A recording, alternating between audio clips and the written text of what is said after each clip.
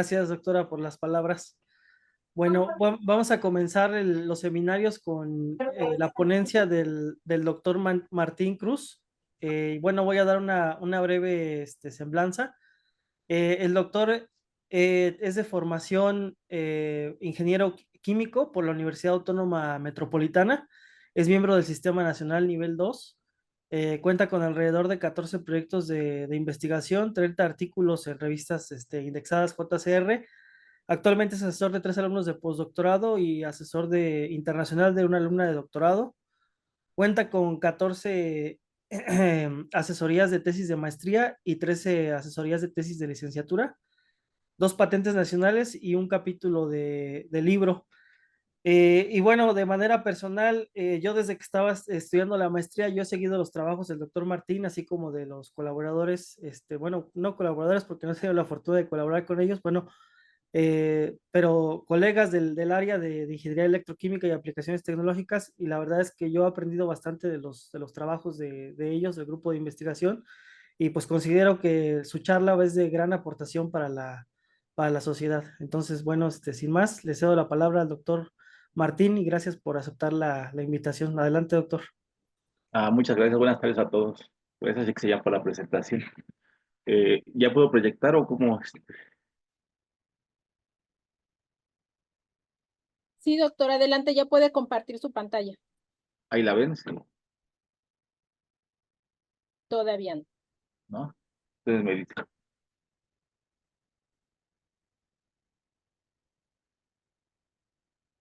¿todavía no? No, doctor. Acá, ahí, permítame.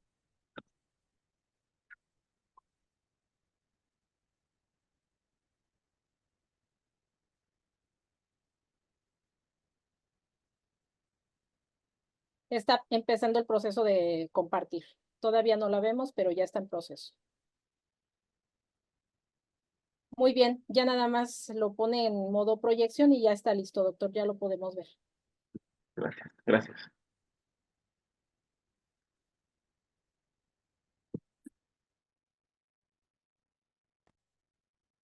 Bueno, ¿cuánto tiempo tengo, perdón?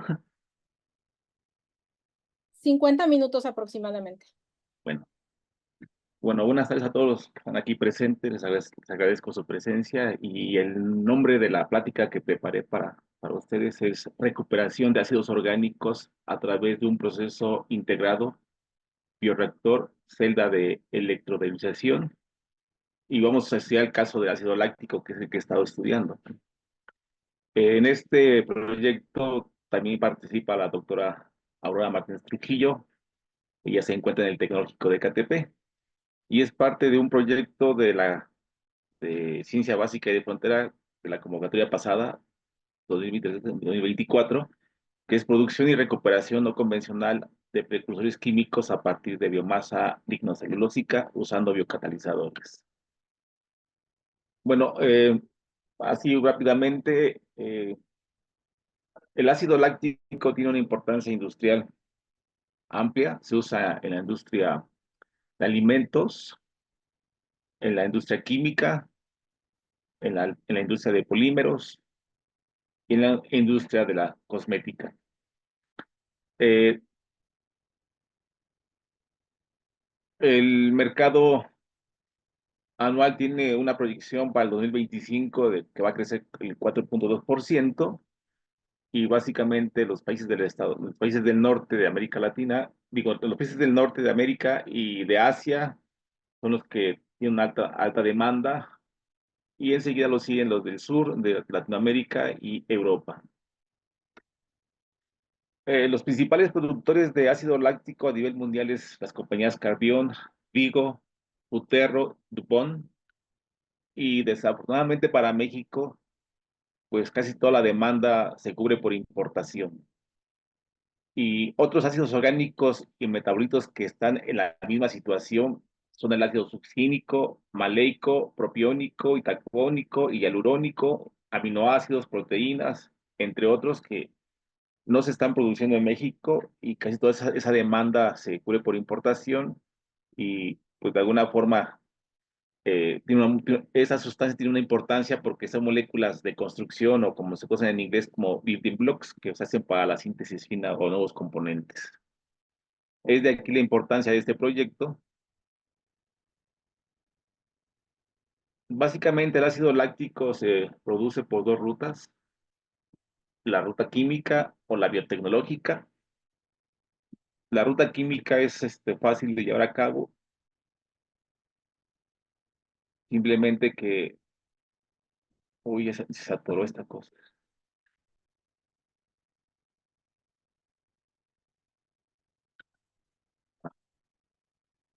No me deja avanzar, perdón.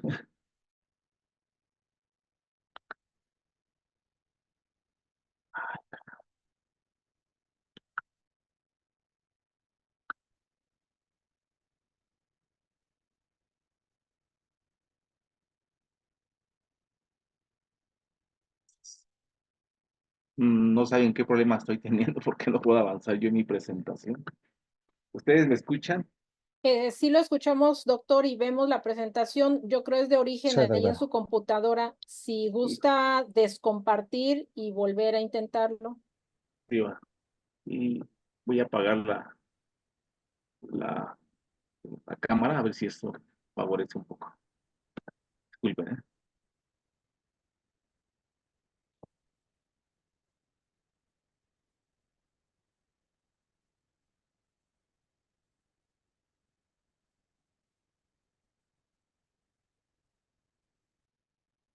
Ahí ya la vemos. Si gusta ponerla en proyección o si gusta avanzar ahí, que a veces es más fácil, como usted decide. Ahí está, a ver si avanza.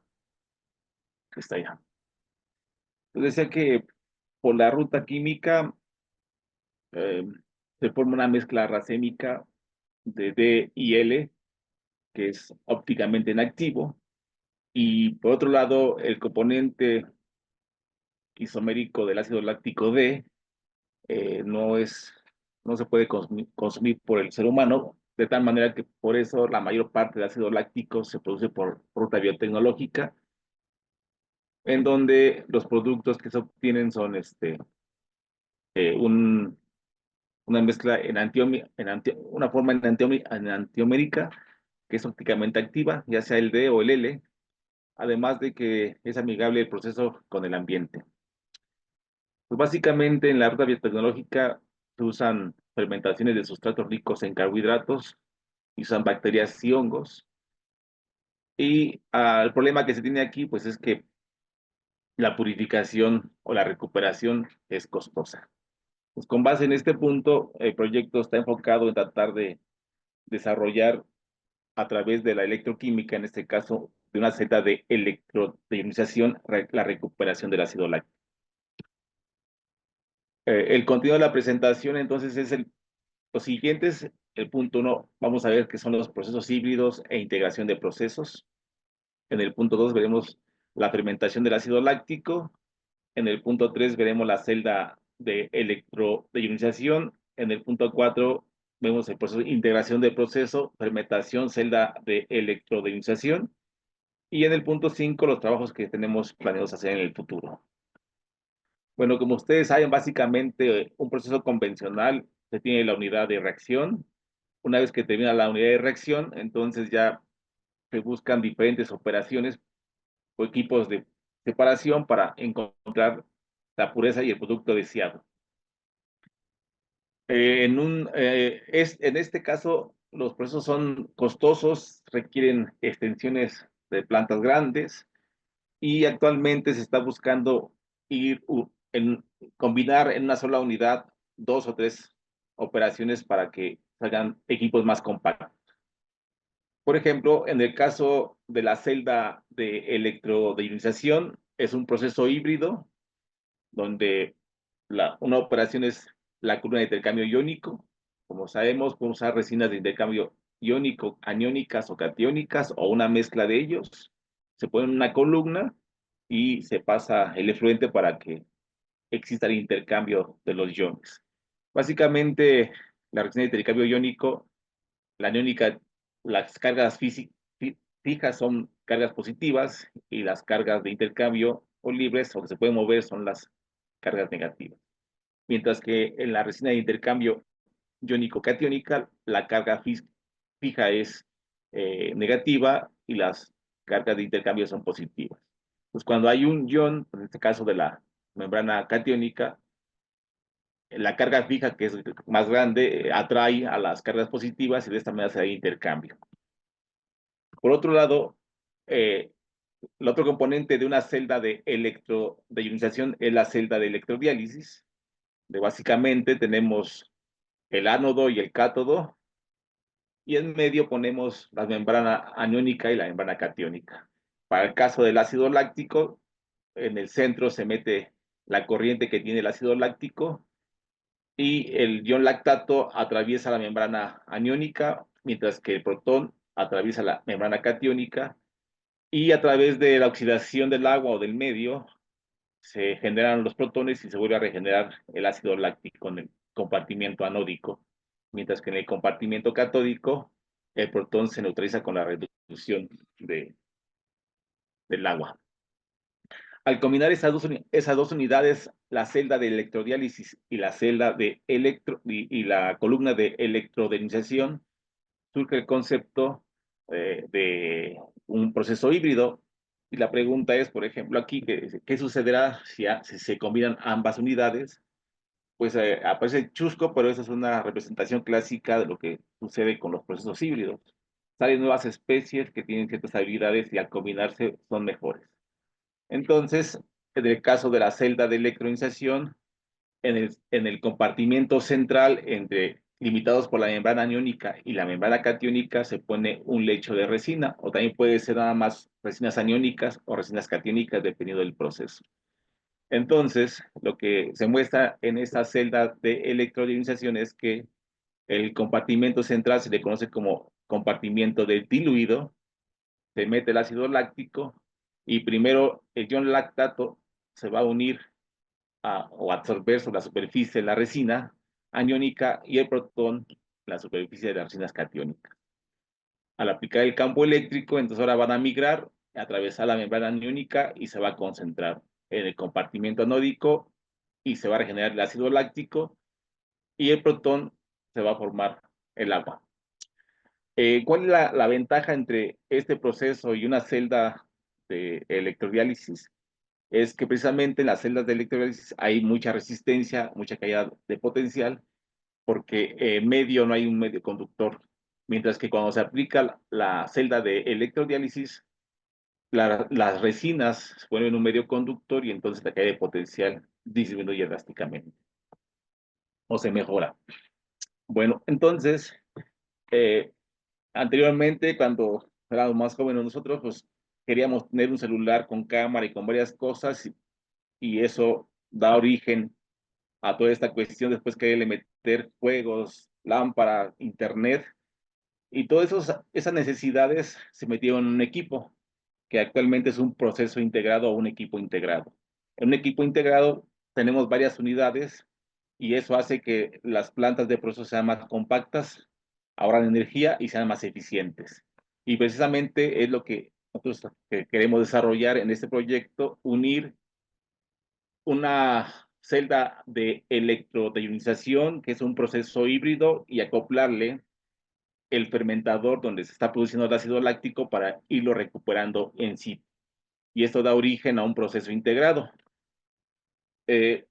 Desafortunadamente, para el diseño de un proceso integrado, las ventanas de operación se van reduciendo. Por ejemplo, aquí tenemos la zona de intercambio iónico, la zona de la celda de electrodiálisis, el fermentador, y ahí hay que encontrar la ventana de operación donde las tres unidades o las unidades que están involucradas puedan tener la zona de operación óptima.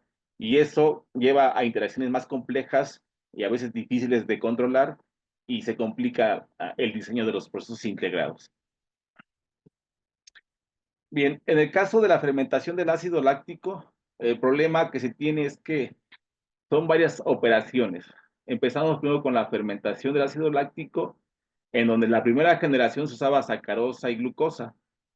En la segunda generación se usaron jarabes fructuosados Y en esta tercera generación, que es la que está desarrollando, se están usando efluentes residuales de la industria de alimentos o residuos sólidos agrícolas, que es la parte que nosotros estamos desarrollando, usar residuos sólidos agrícolas para obtener azúcares fermentables y después poner las bacterias lácticas o la acetobacter para ácido acético o cualquiera de las bacterias que necesitamos para que se dé el ácido que nosotros queremos obtener. Una vez que termina la fermentación, hay que separar biomasa, o sea, los microorganismos de la fase líquida, y ya cuando se tiene el líquido clarificado, entonces se le pone una sal de calcio, que puede ser hidróxido de calcio, carbonato de calcio o hidróxido de sodio. Esto forma un precipitado que es el lactato de calcio, se cristaliza y posteriormente se vuelve a redisolver con ácido sulfúrico. Aquí en esta etapa aparece el precipitado de sulfato de calcio, se retira y aquí ya queda el ácido láctico nuevamente en fase acuosa. Pero como trae nutrientes que no se han consumido y las sales que le vamos metiendo, entonces este ácido láctico tiene varias sales y iones que hay que quitarle. Y se han usado varias tecnologías, entre eso la electrodiálisis, resinas y actualmente la tecnología de destilación reactiva. Esto es para purificarlo y después viene la etapa de concentración donde se retira agua y se manda al mercado. Entonces, todo este proceso es costoso, son varias operaciones unitarias y lo que nosotros queremos hacer es que en una sola unidad podamos recuperar el ácido láctico. Bueno, entonces, también por otro lado, como les comentaba, eh, estamos usando residuos sólidos agrícolas para obtener azúcares fermentables.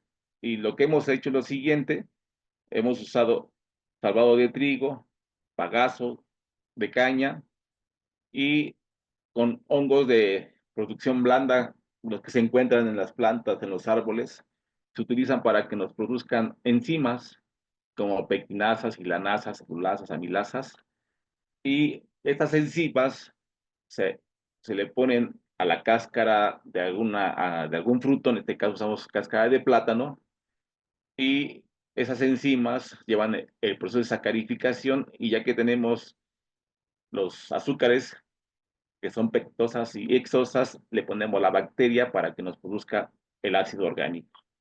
Entonces, de esta manera hemos trabajado con el ácido láctico y también se puede conseguir biocombustibles y proteína celular y otros metabolitos. De esa forma sería más barato producir ácido láctico o los ácidos orgánicos.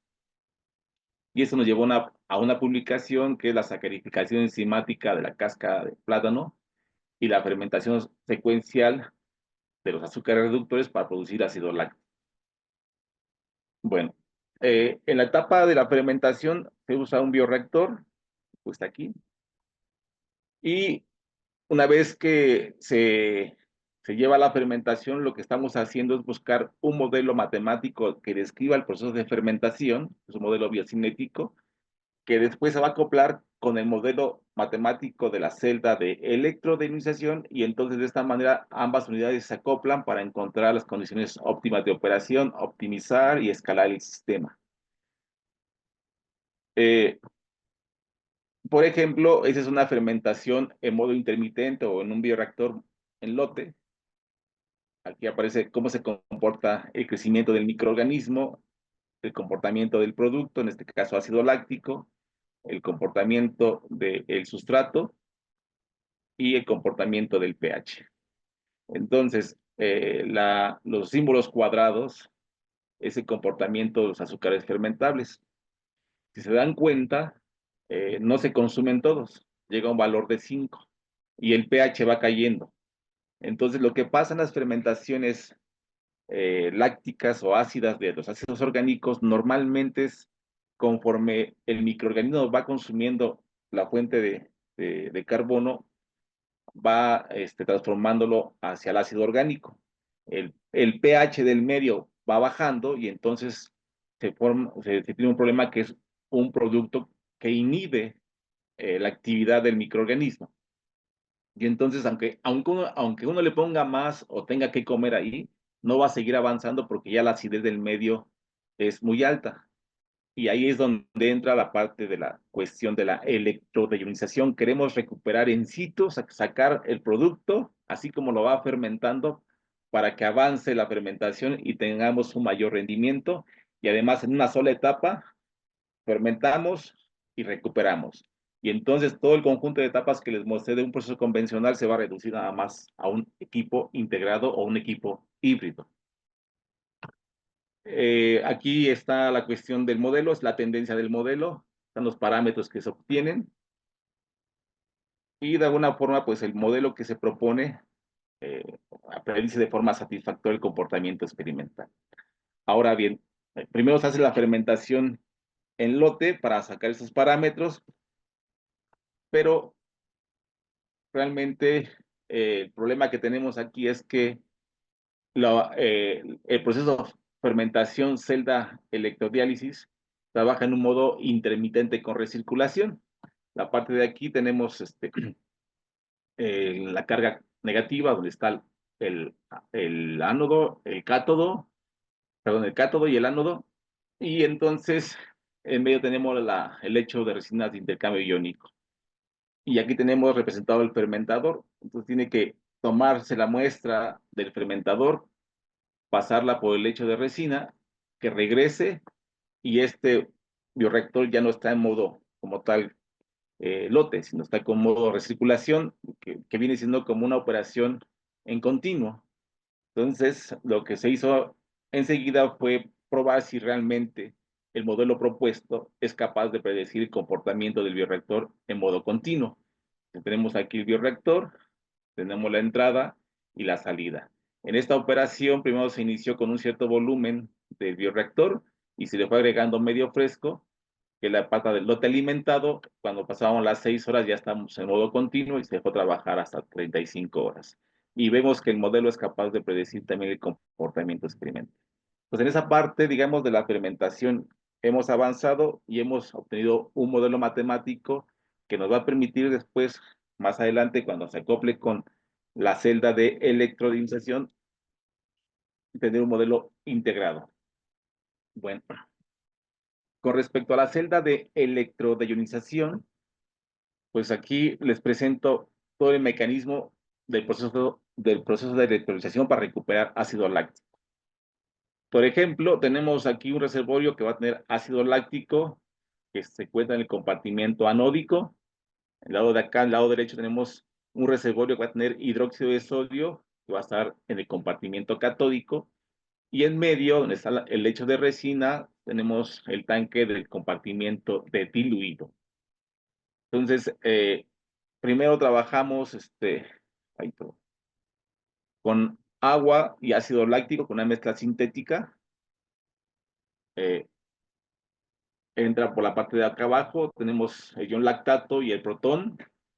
Y entonces, si se dan cuenta, el ion lactato se va a absorber en las resinas aniónicas, que están en color rojo, y el protón se va a absorber en las resinas catiónicas. Cuando se aplique el potencial o la corriente o el voltaje, entonces van a migrar el protón hacia el compartimento catódico y el lactato hacia el compartimento anódico.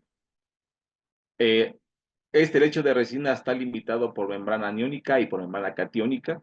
Entonces, la membrana aniónica solamente permite que pasen los iones hidróxido, y la membrana catiónica solamente las cargas positivas a través del protón. Bueno, acá tenemos la reducción del agua, entonces se generan OHs, y en el lado del ánodo, en la oxidación del agua, se generan protones. Pero algo interesante que observamos a través de la experimentación es que entre resina aniónica y catiónica, el contacto entre resina aniónica y catiónica, va a haber el rompimiento del agua. Entonces, al romperse el agua se generan OHs y protones. Estos OHs y protones van a regenerar nuevamente a la resina, y de esta manera se prolonga su periodo de funcionamiento. Lo que no sucede con una columna de intercambio iónico de resinas, donde una vez que se saturan hay que sacarlas y volverlas a regenerar, o como es en el caso de la celda de electrodiálisis. Por ejemplo, aquí problema que se tiene con la electrodiálisis es el fenómeno de polarización por concentración, o también se pueden ensuciar las membranas, y eso hay que quitarlas y limpiarlas nuevamente para regenerarlas. En el caso de las membranas aniónica y catiónica que están en la celda de electrodeionización, en el contacto membrana aniónica, resinas catiónicas, también va a haber rompimiento de agua. Al romperse, OH pasan para acá y protones se tienen para acá. También en la interfase membrana catiónica, resinas aniónicas, también va a haber rompimiento del agua. Entonces, este rompimiento de agua va a hacer que la resina y las membranas se estén regenerando constantemente, llevando a un proceso que puede trabajar en continuo y por días y por horas. Bueno, entonces, cuando el ion lactato atraviesa la membrana aniónica, se concentra en este tanque, que es el tanque reservorio de ácido láctico de compartimiento anódico. Ahí se va a enriquecer, mientras que acá, en el compartimento donde está el hidróxido de sodio, que es el compartimento catódico, prácticamente pues, debe permanecer casi sin cambios. Bueno, con base en eso, desarrollamos una celda de electrodeionización, en donde se ponen los compartimientos anódicos, que está aquí. A ese compartimento anódico se le conectó el capilar de Lugin, y también por el lado derecho, donde está el cátodo, tenemos el compartimento catódico, y también se puso un capilar de Lugin. En medio tenemos el compartimento de diluido, donde el canal se rellenó con resina aniónica y catiónica. Aquí tenemos el ánodo y el cátodo, y se cierra el sistema. Básicamente la geometría del canal es la que se muestra aquí. Efectivo solamente son 10 centímetros de altura y 1 centímetro de ancho. Son las dimensiones del canal donde pasan los fluidos. Y esta celda la hicimos como una celda prototipo para tener buen control de las variables. Ya el armado de la celda queda de esta forma. Se dan cuenta aquí. Tenemos los tanques reservorios de ácido láctico, alimentación de ácido láctico en el tanque de diluido que va en medio, y el reservorio de hidróxido de sodio, que es el compartimento catódico. Entonces, del tanque de alimentación de ácido láctico del compartimento diluido entra en el centro y se está recirculando, ¿sí? Mientras que del compartimento del reservorio anódico entra en la parte de por acá y regresa, y del otro lado está el reservorio catódico. Se usó un potenciostato galvanostato modelo BB3 para suministrar la energía, y pues este fue el sistema. No se alcanza a ver muy bien, pero está aquí. Van a tener que creer porque no es una buena foto. Bueno, ¿en qué consistió la estrategia experimental para validar que realmente la celda de electrolización que estamos usando va a ser capaz de poder separar y recuperar ácido láctico? De las siguientes condiciones. Se usó un compartimiento diluido con resina aniónica, con membrana aniónica y catiónica, y se rellenó con intercambio iónico de resinas, Lewitic, y las membranas fueron Neosepta y Nafión. Como electrodo se usó ánodo platinizado de titanio, y como cátodo uno de acero inoxidable. Y en este compartimiento, en esas celdas se usaron 3 experimentos, donde se varió la concentración, más bien la concentración de ácido láctico estuvo en 0.8. La intensidad de corriente fue la que se varió, fue de 0.045, o de 45, 30 y 55 miliamperes. Y los flujos del ánodo, del diluido y del compartimento catódico fueron 8.5, 2 y 15.7. Y lo primero que hicimos una vez que se armó la celda fue estudiar la técnica de corriente muestreada para encontrar la corriente de operación. Aquí se muestra las clásicas que hacemos en esta área de electroquímica, de 0 a 1 voltaje, a un volt, prácticamente apenas se está energizando el sistema. De 1 a 4.5 tenemos un control mixto, y ya después de 4 hacia adelante hasta más o menos 8 tenemos un control por transporte de masa. Hasta acá arriba pues ya vemos que bajó la corriente, y entonces eso indica que ya suceden otro tipo de reacciones, no del transporte del ion, sino empiezan a aparecer tal vez reducción, oxidación del medio, y eso también aquí en esa parte de por acá sucede lo que es el fenómeno de polarización por concentración. Bueno, en esta gráfica de corriente voltaje no se alcanza a apreciar muy bien dónde está la meseta del transporte por control por transporte de masa. Entonces lo que hicimos fue graficar esos datos, sacar la resistencia y la inversa de la corriente, y entonces se hace un análisis por trayectoria de pendientes, y donde se crucen es donde se empieza o se establece que ahí empieza la corriente límite. Entonces, aquí más o menos trazamos que a partir de más o menos 33 miliamperes y a un voltaje de 4 se establece como que empieza la zona por transporte de masa, y con base en eso entonces trabajamos esta zona de 35 miliamperes hasta 55 miliamperes. Entonces trabajamos 3 corrientes que son las que aparecen en la tabla aquí: punto 0.30, punto 0.45 y punto 55, correspondientes a la zona por transporte de masa.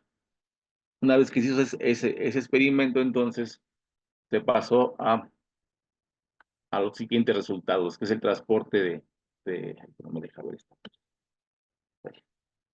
Transporte del ion lactato del compartimiento de diluido al compartimiento anódico a través de a través de 3 intensidades de corriente: 30 miliamperes, 45 miliamperes y 55 miliamperes. 30 son color rojo, 45 el color azul y 55 el color verde. Las gráficas del lado izquierdo, donde dicen la gráfica A, que es el compartimiento del diluido, vemos que debe de ir bajando la concentración del ácido láctico, lo cual indica que se está transportando del compartimiento diluido donde están las resinas hacia el compartimento anódico, que debe crecer, que es la gráfica B. En el eje Y, pues tenemos la concentración de ácido láctico en mol por litro. Entonces observamos que entre las corrientes de 45 y 55 miliamperes no hay un cambio significativo, lo cual indicaría que si se trabaja 45 miliamperes, la celda estaría trabajando en las condiciones óptimas. Si le ponemos más a 55, estaríamos gastando nada más energía. Ahora, esas gráficas de la A y la B son con dimensiones, y en las gráficas C y D pues ya están normalizadas. Y es más evidente el comportamiento de que al aumentar la corriente de 30 a 45 se mejora el transporte de ion lactato, pero entre 45 y 55 no hay una mejora significativa. Por lo tanto, escogemos que la corriente de trabajo puede ser 45. Ahí está. Ahora, en estas gráficas presentamos el efecto de la concentración del ion lactato en el compartimiento diluido. Recuerden que queremos acoplar el fermentador a la celda de electrodeionización. Entonces, ¿en qué momento tenemos que conectarlos? Porque al inicio de la fermentación, pues no hay producto. Conforme va avanzando la fermentación, se va a ir acumulando el ácido láctico, y entonces se pueden alcanzar hasta concentraciones de 0.8 molar o 0.2 molar. 0.2 molar es al inicio y 0.8 es cuando ya tenemos la fermentación. Y la pregunta es, ¿nos conviene conectarlo al inicio, desde que va empezando a fermentar, o dejar que el fermentador alcance el estado estacionario o la parte final, o cuando ya hay poca fuente de carbono y ya no pueda transformar más, y en ese momento ponemos la celda de electrolización? Pues eso lo logramos más o menos entender variando la concentración del compartimiento de diluido, que es donde se encuentran las resinas. En el experimento que está con diamantes color azul, se tiene una concentración de 0.8 molar de ácido láctico y una concentración 0.1 molar de ácido láctico en el compartimiento anódico. En el en los experimentos o símbolos de color amarillo cuadrados tenemos ahora una concentración 0.2 molar de ácido láctico en el compartimiento de diluido y 0.8 molar en el compartimiento anódico. Entonces se alcanza a observar que si tenemos eh, mm, baja concentración en el compartimiento de diluido ácido láctico, eh, se transporta más fácilmente hacia el compartimento anódico. Y entonces quiere decir que eh, el acople del fermentador con la celda de electrolización se puede llevar desde el inicio que empieza a fermentar. Y también en otros estudios que hicimos, nos dimos cuenta que también si dejamos que la fermentación llegue hasta el punto de inhibición por producto, prácticamente ya no tenemos tanta glucosa y entonces también se puede conectar la celda de electrolización y agregarle un pulso más de glucosa o de carbohidratos para que siga produciendo más. Entonces, una operación adecuada sería meter pulsos de fuente de alimento, en este caso carbohidratos, para que siga produciendo, siga sacando y siga produciendo y siga sacando. Ahora, en la gráfica, aquí en esta, voy a poner, algo que no mencioné es que prácticamente la membrana catiónica, que es nación, no es completamente selectiva al 100%. Normalmente dejan, esta membrana deja fugar iones. O sea, por ejemplo, la membrana catiónica no puede permitir el paso de cargas negativas hacia el lado izquierdo, pero sucede que sí. Y lo que observamos que en el compartimiento de diluido la conductividad disminuía. Entonces no sabíamos exactamente por qué. Cuando empezamos a medir la conductividad en el compartimiento catódico, vemos que la conductividad va decreciendo conforme va avanzando el tiempo de operación. Y esto nos dio la información de que existe el fenómeno de fuga principalmente en la membrana catiónica. Entonces, con base en eso, podemos establecer este mecanismo. Y este mecanismo que vimos aquí en la celda de electrodionización nos permite entonces, más adelante, plantear un modelo matemático que lo voy a presentar más adelante. Ahora, la eficiencia de corriente y consumo energético, algo importante aquí, que también es que a veces no se da cuenta, es que la eficiencia de corriente y el consumo energético se tiene que calcular con el volumen del reactor, en este caso, con el volumen que pasa en el compartimiento de diluido, compartimiento anódico y compartimiento catódico, que el volumen total de la celda es 0.012 litros. Si usamos volúmenes del tanque o algunos otros volúmenes que tratamos de ver por qué nos daban a veces eficiencias arriba del 100%, principalmente era porque estábamos considerando mal el volumen de proceso. Con base en esos cálculos tomando el volumen de proceso o volumen de la celda, pues ya nos dieron eficiencias de corriente, pues acorde. Más o menos la eficiencia de esta celda que nosotros estamos trabajando, que diseñamos, lo máximo que alcanzamos de eficiencia fue ay, carajo, perdón, del 40%. Bueno, ahora aquí tenemos los tres experimentos, 1, 2 y 3, que es 30, 45 y 55, y más o menos la eficiencia estuvo máximo a un 35% de eficiencia. Mientras que en la gráfica, la de la derecha, ahora se fijó la corriente en 45 miliamperes, pero vimos el efecto de los flujos de operación. Si se usan flujos desiguales, por ejemplo, teníamos en el compartimiento anódico 8.5, en el compartimiento de diluido 2.5 y en el compartimiento catódico 15, eso nos da unas eficiencias más o menos de 35%. Y eso no es que nosotros hayamos querido, las bombas así nos dieron, pues, y no teníamos otro recurso más que trabajar con esas bombas. Pero ya más adelante pudimos poner unas mejores bombas y pusimos los flujos de los 3 compartimientos al mismo flujo, y entonces la eficiencia de corriente se incrementó.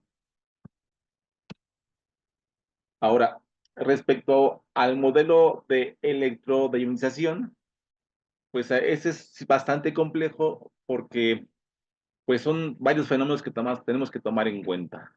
El transporte de masa o las especies iónicas en el lecho de resina, el transporte de masa a través de las membranas, ¿sí?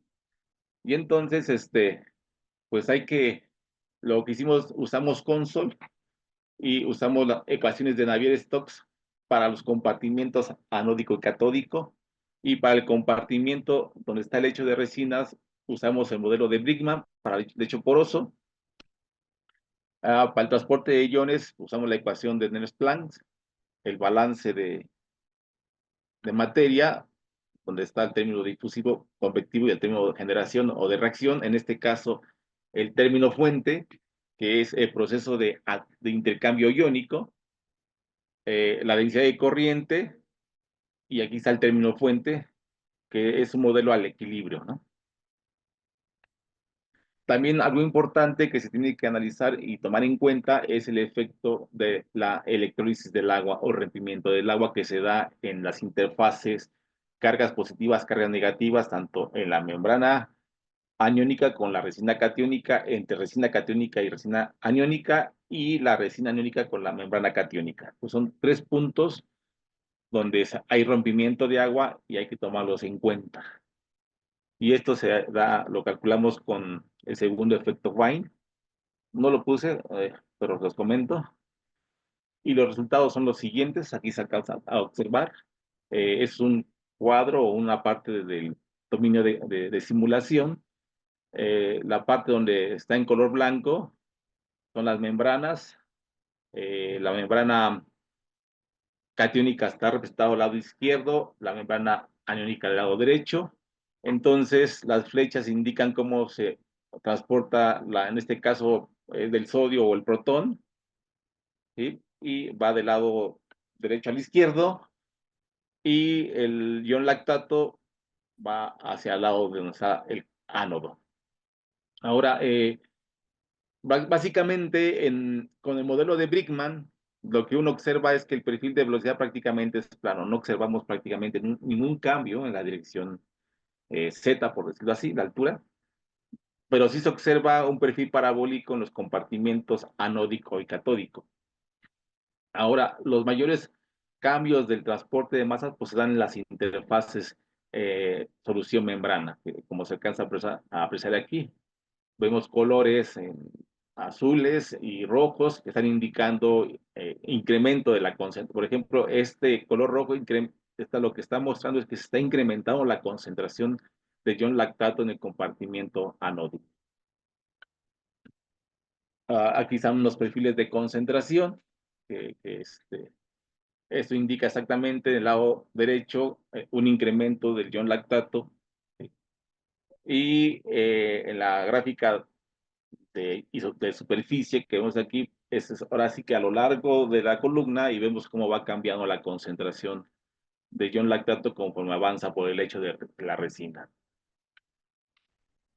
Así se comporta el potencial a lo ancho de la celda, y las partes que están casi planas como verticales corresponden a la caída de potencial en la membrana, y las que tienen una pendiente menos pronunciada son en el compartimento catódico. O para explicarlo, viendo del lado del 0 a 0.25, de 0 a 0.005 tenemos el compartimento catódico, la membrana catiónica, el lecho de resina, membrana aniónica, y de 0.002 a 0.0025 el compartimiento anódico. Y bueno, el último punto que quiero presentar es la integración del proceso, fermentación, celda de electrodenización y los trabajos futuros.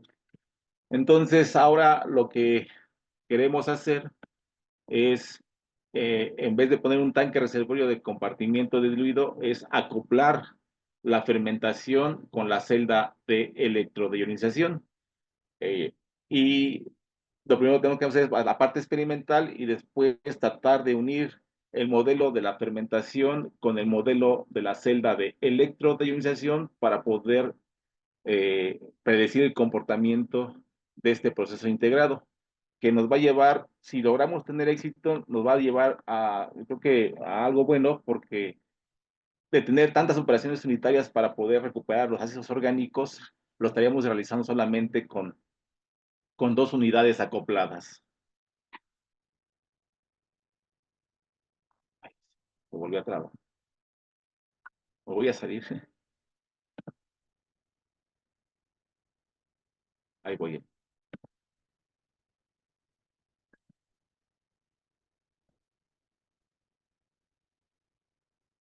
¿Ya está? Sí, doctor, adelante. Hijo, no puedo avanzar.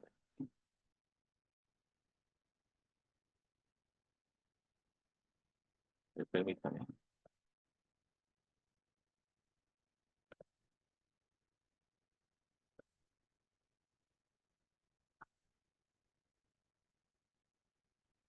Bueno, pues prácticamente ya casi terminó.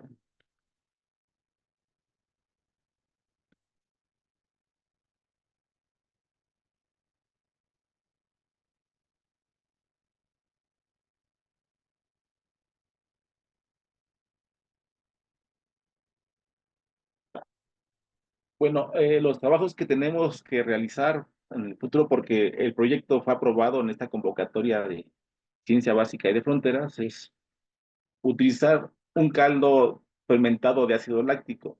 En los resultados que presenté, utilicé agua ácido láctico. Y sí, la parte de fermentación se ha realizado con residuos agroindustriales, es la parte real, pues, pero el caldo o la solución sintética que meto a la celda de electrodionización es agua con ácido láctico. Entonces, lo primero que tengo que hacer ahora en las segundas etapas es usar un caldo fermentado. Después, acoplar el proceso fermentativo con la celda de electrodionización. Y por último, acoplar y validar los modelos matemáticos de fermentación y celda de electrodionización.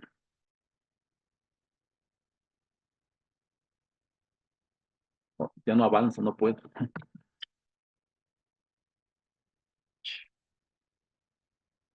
Permítame.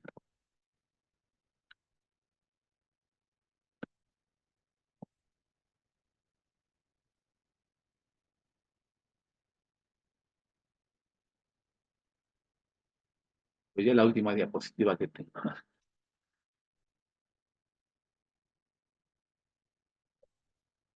Bueno, sí, es la última. Pues eso es lo que desea compartir. De mi parte, pues termino mi presentación aquí.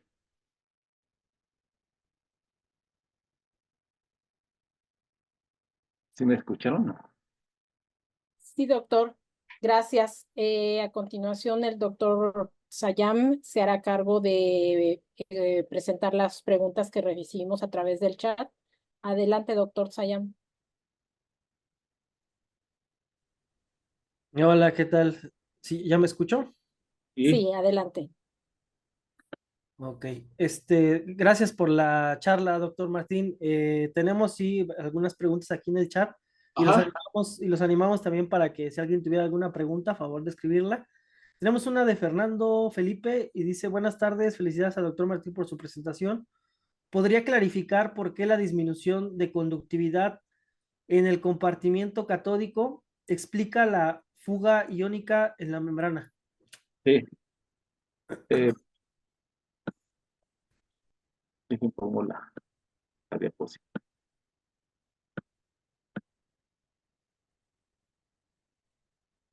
Es esta, ¿no? ¿Ahí la ven o? No, no se Vamos a alcanza. ver. A ver, ahorita.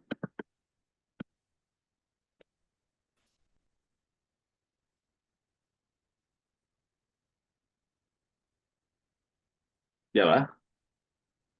Ya, ahora sí ya se ve. Bueno, lo que les decía que, de acuerdo a este esquema, eh, se transportan a dos iones, dos protones que vienen de rompimiento. Uno viene del rompimiento del agua, que se da en la interfase membrana catiónica resina aniónica, y el otro protón viene del ácido láctico, los cuales también, dos moléculas de OH que se reducen, generan dos OHs, entonces nuevamente se vuelve a generar el agua. No tendría por qué bajar la conductividad aquí porque solamente es un proceso de balance de cargas y cierre de especies, pues. Y nosotros observamos que durante la operación, la conductividad en el compartimiento catódico va disminuyendo. Pues lo único que hemos entendido y que está reportado también en otros trabajos es que la membrana nafión, la nafión, sí, es membrana catódica, no es selectiva, o sea, sí presenta el fenómeno de fuga. Y eso de alguna forma nos permitió después meterlo en el modelo y se estimó. No sé si contesté la pregunta, no le quedó claro. Ok, como todos por el chat, vamos a suponer que sí. Eh, vamos a hacer otra pregunta de Paula Tarazona. Dice, felicidades por su presentación, doctor. Mi pregunta es referente a la estrategia experimental. ¿Por qué la selección de los valores de intensidad de corriente presentados? ¿De qué manera influye si hubieran sido valores de corriente más altos? Sí. Digo, ese fue el primer estudio que hicimos, que fue el estudio de voltamperometría a corriente muestreada, que es el que está aquí. Entonces, una vez que se armó la celda, se le fueron aplicando diferentes voltajes, claro, diferentes voltajes y veíamos la respuesta. Aquí está. O sea, se mueve, se aplica el voltaje, estamos con 5 hasta 9 volts y para cada punto que está aquí, tenemos su respuesta en corriente. Normalmente, los que nos dedicamos a la parte de diseño de reactores electroquímicos que queremos que trabajen en un control por transporte de masa, esperamos que se forme una S con una meseta, ¿no? Donde se forma la meseta es donde ya el sistema está trabajando en un control por transporte de masa y significa que no está limitado por que llegue la carga, sino que cuando llega al proceso donde tiene la interfase, pues tiene suficiente carga que no puede pasar. Entonces, eso es lo que se llama régimen por transporte de masa. Ahora, en el sistema de electrodeionización, si uno se pone así muy quisquilloso, pues es una línea recta, ¿no? Y sí, o sea, cuando una curva corriente voltaje está como una línea recta es porque hay mucha resistencia. Y es cierto, las membranas tienen cierta, en la celda de electrodionización, las membranas son las que prestan mayor resistencia, por eso es que no vemos como tal formada una S. Entonces, lo que se hace es sacar la resistencia y graficar en el eje X el inverso de la corriente y se obtiene esta gráfica que está en el lado B, en la gráfica del lado derecho, y donde se lanzan las líneas y donde se cruce, en ese punto se establece que ya estamos en un control por transporte de masa, que es lo máximo que puedes meter de transportar la materia, y que es la parte donde la celda trabaja de forma eficiente, y vemos que en la gráfica A esos valores están de arriba de 4 hasta 8 volts. Llegando a 8 volts, la corriente, en vez de subir, disminuye. Y se dice que cuando disminuye en este tipo de celdas es porque ya empieza a aparecer el fenómeno de polarización.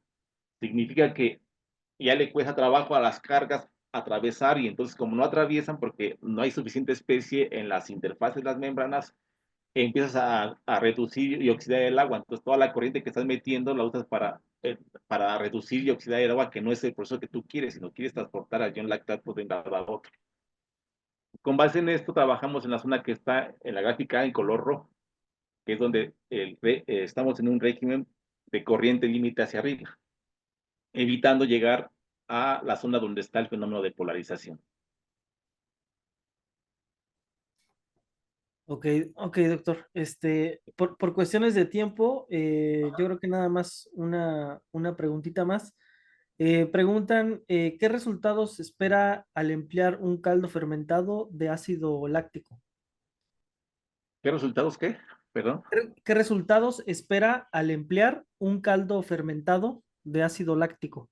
Bueno, en primera, que la fermentación, un proceso, una fermentación de ácido láctico dura como 16, 20 horas y se tiene que parar porque el ácido láctico se acumula en la fermentación y a pesar de que tenga que comer, no lo puede transformar. Entonces, lo que nosotros esperamos es que se haga un proceso prolongado, o sea, de más tiempo y que el consumo de la fuente de carbono la podemos mandar casi hasta cero. Y también que este proceso trabaje en forma continua a través de ir agregando pulsos y pulsos de carbohidratos o de glucosa o de fuente de carbono. Significa lo siguiente, que a las 16 horas se acabó, ya no puede avanzar, pongo la celda de electrolización, saco el producto que inhibe y la bacteria va a seguir produciendo porque tiene que comer. Se acaba y le pongo más para que siga comiendo, me esté transformando y sigo sacando. Entonces, esto me lleva a una operación en continuo. Segunda, económicamente, pues es muy rentable, porque como presenté el proceso, son muchas operaciones sanitarias que se requieren para purificar el ácido láctico. Y aquí solamente con dos equipos quiero lograr recuperar y purificar el ácido láctico simultáneamente cuando está produciendo y recuperando. Entonces eso me habla de económicamente un buen negocio. Ok, muy bien, pues muchas gracias, doctor Martín, nuevamente por aceptar la invitación y por la charla muy, muy interesante. Y pues bueno, con esto nos damos por concluido. Todavía quedaron creo que un par de preguntitas ahí, pero a lo mejor por el chat si pudiera responderlas, no sé si se pueda. Y te los contesto, sí. Y y pues bueno, ya con esto, pues entonces cerramos con esta charla.